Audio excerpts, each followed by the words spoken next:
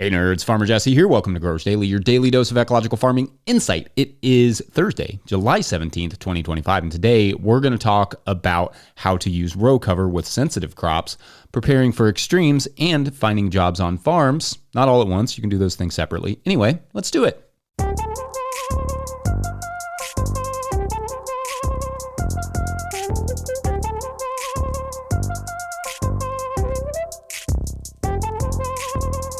All right, happy Thursday, everyone. I hope you all have had relatively good weeks so far. It's almost over, at least the main part of the week.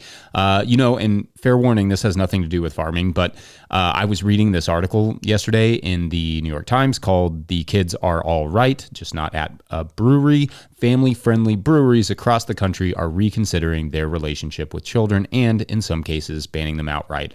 And, well, that subtitle obviously gives away what much of the story is about, but I thought it was a very interesting read. Even though I don't drink anymore, I really, really loved having breweries as a kid-friendly option for a place where we could go, we could get a bite to eat, we could have a beer and let the kids kind of play and run around.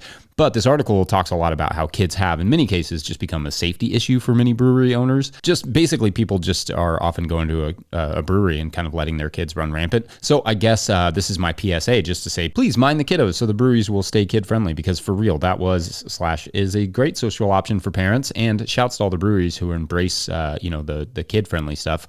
But I also totally understand for the breweries who don't. But anyway, yeah, how about some farm stuff now? As has become the tradition on Thursdays, we are going to tackle 3 Patreon questions to continue getting caught up over there. Our first Patreon question comes to us from Andy Novak at Mother Farmer, who writes, quote, "Hi, Jesse, longtime listener, first-time caller, as the outdated saying goes." I don't know if it's outdated. I think that one's timeless. "My wife and I run Mother Farmer, located in the Upper Peninsula of Michigan, Zone 4. Our last frost date is early June, with planting beginning in earnest in late April/early May.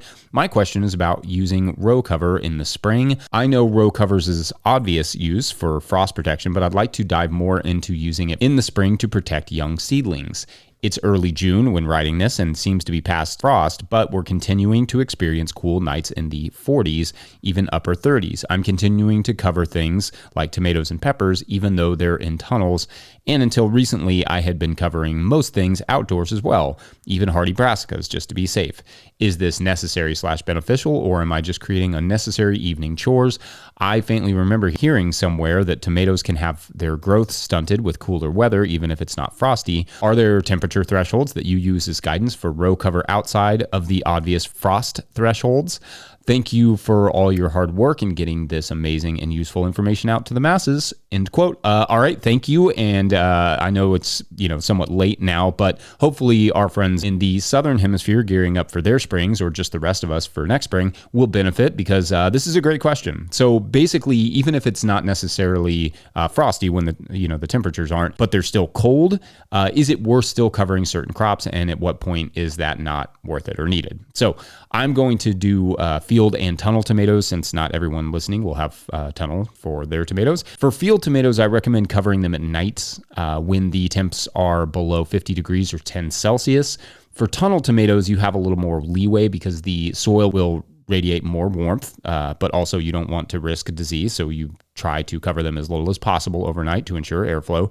So I wouldn't cover tunnel tomatoes until around 40 degrees or 4.5 degrees Celsius. And honestly, you could probably even go a little lower than that, just depending on how warm it's been leading up to it. Now, what can happen, assuming the field tomatoes don't just get hit by annoying patchy frost that happen just under 40 degrees, is that they can start to go into generative growth, fruit-producing growth, that is, when they get too cold. So the cold doesn't stunt their growth exactly as much as it kind of tells them, dude, it's about to be winter. You got to fruit or die. So the tomato plants will oblige. In fact, some professional growers will use this reactive mechanism in the tomato plants to encourage them to put on substantial amounts of fruit, called crop steering. You can look that up. I think Andrew Mefford wrote about it somewhat in his book, The Greenhouse and Hoop House Grower's Handbook. Good book. And they do that by, for instance, opening the sides of a tunnel on cooler nights to kind of just shock the tomatoes a little bit into producing a little bit more. And of course, it's more nuanced than that, but that's the idea. Expose the plants to cold to encourage more fruiting. In your case, in the tunnel, this cold may indeed cause the plants to slow up a little bit because it's beginning to focus on generative growth rather than vegetative growth, which in the spring, the vegetative growth is kind of what you're after, just to get those plants going and growing. Row covers will also just keep things warmer, including the soil. So as I've said before, I will utilize row cover in the late winter just to get the soil temps up so that I can plant some of those warmer weather crops without them going into too cold of soils. That can also help to germinate any weed seeds that might be there so that you can kind of knock those out with a hoe or whatever. For crops like lettuce, broccoli, etc., it's probably overkill covering and uncovering unless you anticipate a frost, especially in a tunnel. Those do not need to be covered until closer to freezing temperatures for the brassicas and pretty much down to 25 or below for the lettuce. Broccoli and cauliflower can button up, basically create a mini head if they get frosted too hard too early. So I like to cover those if there's a small chance, and definitely if they're in the field and they have a head growing on them, it's good to cover them just so that head doesn't get damaged by the frost. And honestly, if it's not going to get too hot that day, allowing the row cover to just stay over top of the crops in the fields is usually fine through the colder periods, especially if it's not super heavy types like the R50. I prefer R30. You're less likely to run into airflow issues when it's out just like in the field, even with row cover on it. Anyway, I hope that's helpful. And up next, we're going to take a quick break. And when we come back, we'll seek some farm jobs together. BRB. All right, so how about a quick Milpa garden update? For those of you watching on YouTube, you can kind of see there's like corn and sunflowers and dry beans over on these beds, right? And it's kind of basically like skip a bed. And in the middle, you have the winter squash. It looks pretty good. I mean, there's a few spots that need some cultivation, just some spot weeding. But otherwise, I'm pretty happy with the growth here. I mean, it's a little random. Some spots are doing better than others, but it is very cool looking, and I'm very excited to see how this goes. Today's episode is brought to you by Farmhand. If you're listening to this, you probably found 5 rare minutes to breathe, but what got pushed back further down the to-do list to make that happen? If it's your CSA newsletter, you're not alone. Farmhand's new newsletter builder was made for busy farmers. It automates weekly emails, drives add-on sales, and makes it easy to keep your customers in the loop without spending hours behind a screen. It launches this summer, but our listeners can request early access now. Visit farmhand.partners/no-till. That's farmhand.partners/no-till. All right, back to the show.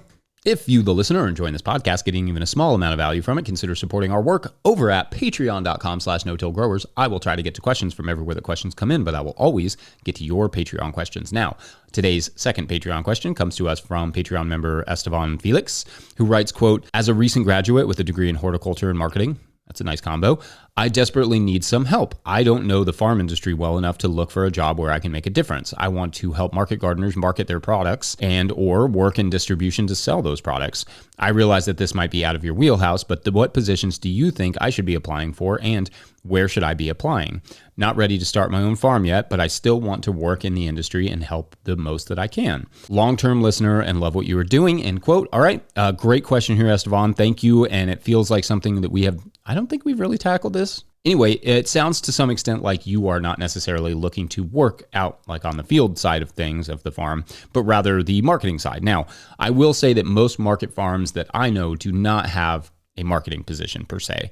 Someone whose sole job it is to handle the marketing and, talking to customers, finding new customers, all that stuff. By and large, that task falls on the farmers with a smattering of help from employees. But many market farms do have farmers market managers, people who literally manage the farmers market. They tend to the market, handle the customer service and all of that sort of stuff, and coordinate with the farmers. However, this is usually a 1 or 2 day a week job, and it's usually Saturdays from early mornings until early afternoon, possibly with Sundays or maybe one other day during the week. Delivery drivers are also an area of need for some farms, taking orders to restaurants and retail places and that sort of stuff. I know you have a degree in marketing, and what I'm describing here is not typically super high paying jobs that are generally filled by pre-degree college students looking for a little extra cash over the summer. But that doesn't mean it can't become a great side gig and a way to break into the market farming world and to understand it a little bit better. I often say that farming is not about growing the food. It is about selling it. That is actually what we do, because all of the cool stuff one does on a farm is for naught if they can't actually get the produce to the customer. But making enough money to put money into marketing is a challenge because margins are slim in farming. Anyway, those positions could, depending on the farm, be parlayed into a greater market marketing position if you could help figure out ways to make it more valuable to the farmers, handling the communication between clients, for instance, the fresh sheets, finding new clients, all those things. Some farmers could certainly use someone doing those tasks for them, absolutely. It's just that by and large, most farms can't afford it. So where to find any job in that realm? Well, first, I would start with just going to the farmer's market in your area and where, at least in the area where you want to work, and just talking with the staff at the individual booths. Pick out a farm or two that look like they're your speed and shoot them an email and a resume, or bring them one. Tell them what you're interested in. You can also use the forum at no-tillgrowers.com to just connect with farmers in the area you want to work. The farmers might also be at the farmers market, and you can chat with them there. Just obviously don't interrupt sales. That's probably not going to be the right way to put your foot in the door. Towards the end of the market day is usually the best for chatting with farmers as they're wound down or as they're starting to clean up. Now, again, most market farms do not have a marketing department, and farming, the farmer is more often than not the marketing department. The budget for that is just generally, like I said, non-existent, which is sad, but the reality of the business that relies so heavily on tight margins. In terms of farm positions, farmers generally need help in the fields, in the wash pack station, and at the farmer's market, and maybe like delivery drivers for certain size farms or certain farms that serve certain markets. Honestly, though, if you can bring a little marketing savvy to one of those areas or all of them, then you could really help that farm, maybe even help to grow it to a point where they could have a marketing person. Anyway, was any of that helpful? I don't know. I certainly hope so. Otherwise, we're going to take a quick break. And when we come back, preparing farms for extremes when extremes are the norm. Be right back. Hi, this is Doug at a quarter-acre production garden at a high school on the Olympic Peninsula, and we grow food for school lunches and local food banks.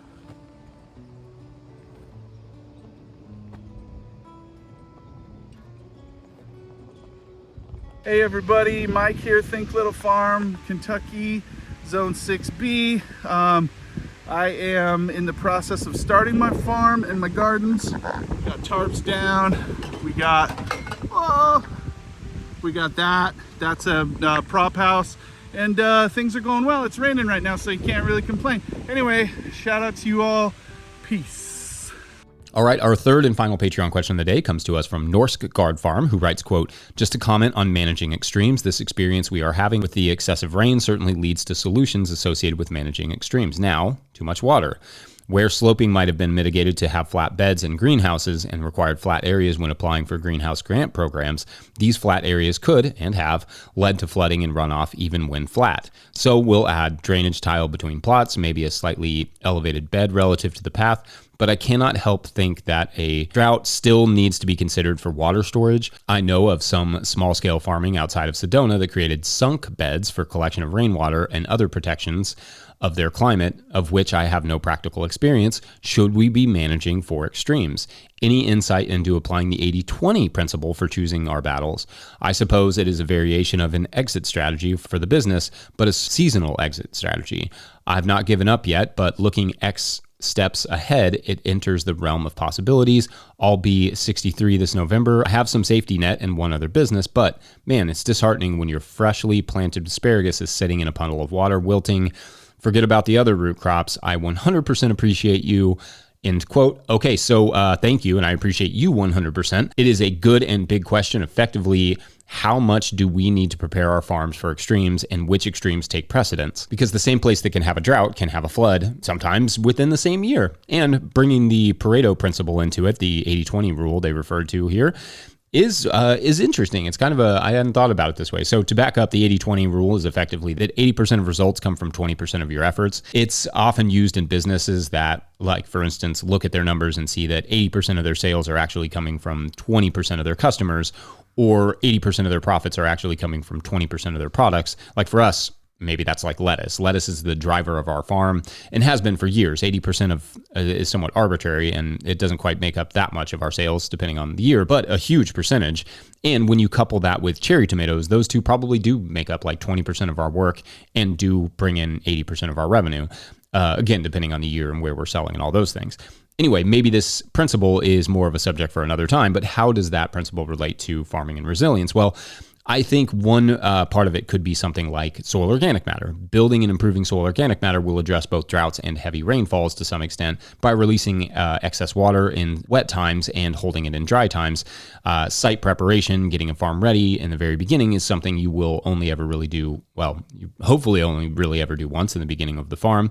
So that can have a huge effect on climate extremes, right? You have the drainage ready for the 1,000-year floods that no longer are waiting 1,000 years, and the irrigation ready for the extended droughts. We are seeing increases in strong wind events as well, so adding stabilizing elements to the tunnel could also be one of these small efforts that makes a huge percentage of the climate mitigation, and it can be a small cost in comparison to losing a high tunnel. There is no perfect answer here, and every climate is going to be different, but extremes are now the norm. We've seen all the flooding over the last 2 weeks in Texas, North Carolina, and New Jersey, and we haven't even entered hurricane season yet, so there's definitely more to come there. The wildfires in California and the rest of the West. Hoping those won't hit your farm obviously is not an action plan. We are having more wildfires, more extreme weather. Assume it's just a matter of time and find ways to protect your property.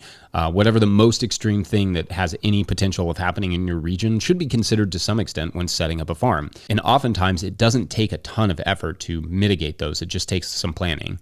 Like floodplains are out of the picture for me. You don't plan to put your gardens there, even if that is where the best soil lives, because even if it is not flooded in your lifetime or your parents' lifetime, it can and will flood if it's in a floodplain. Other regional issues like fires and wind will take more thought. So I don't know if that was helpful, Bill, but if you are mitigating some of that with the drainage and securing the water with good irrigation and collection, plus taking care of the soil, raising the beds, as you mentioned, all of those things, then I think you are on the right track. At least you're thinking about it the right way. It's just difficult. It feels like a weird time to be having these conversations because the more sensible land management that we can get into action, the more climate mitigation we will see. But those farms have to survive the extreme weather, which is getting harder and harder to do. It's becoming like a climate catch-22. But I'm hopeful things will change if we continue to do this kind of work. Anyway, I will let others put their 2 cents in the comment section while I mosey on out of this Thursday. Don't forget, No Till Growers is now officially a 501c3 nonprofit, so donations are tax deductible and greatly appreciated. Please make sure to like and subscribe and or follow wherever you're getting this podcast. That's an easy way to help us out. Enormous thank you to all of our show sponsors, and if you'd ever like to sponsor the show, you can reach out to Farmer Michelle at notillgrowers.com. Huge shouts to Willie Breeden for the theme music, Mike Hilbert for the production help and editing, and the team at No Till Growers. Also, shouts to Epidemic Sound for the background music that you can hear.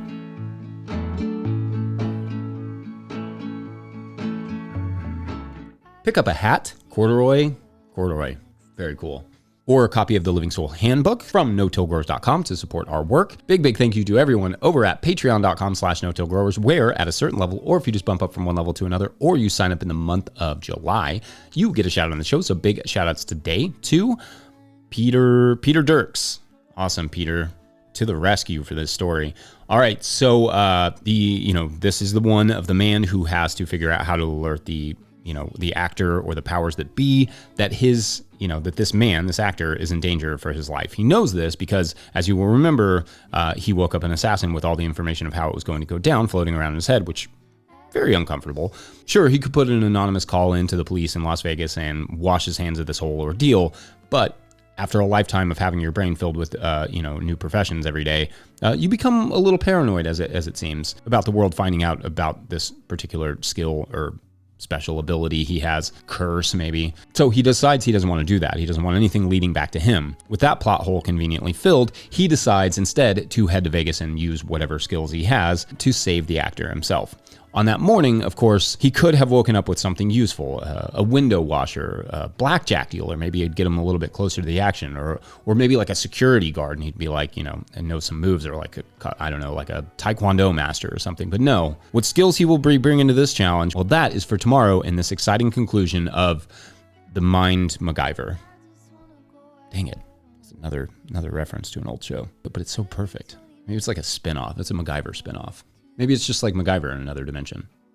Yeah, we'll roll with that. All right. Thanks for watching and or listening. We will see you then. Bye.